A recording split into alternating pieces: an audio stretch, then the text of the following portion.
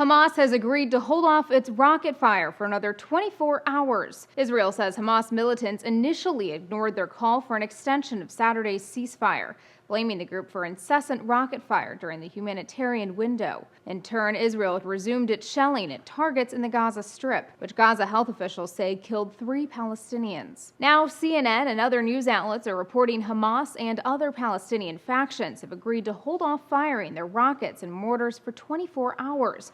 It was unclear why the sudden change. The Israelis are going to be wondering, why has Hamas suddenly changed its mind? What is different now, say 12 hours later, than what they wouldn't agree to 12 hours before? So there's a lot still to be worked out here. If confirmed, it would be another welcomed pause in the fighting for Palestinians in Gaza.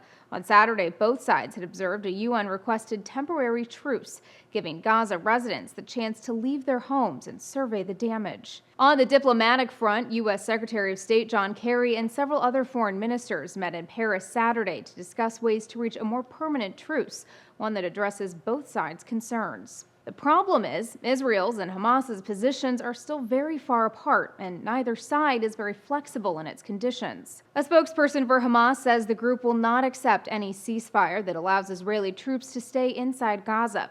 Instead, the group wants a lifting of the Gaza blockade and the release of hundreds of prisoners.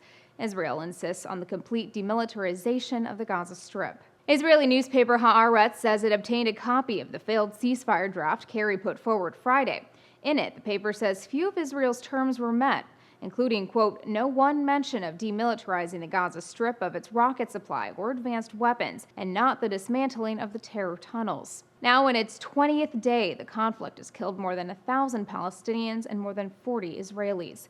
For Newsy, I'm Elizabeth Hagedorn, multiple sources, a broader view.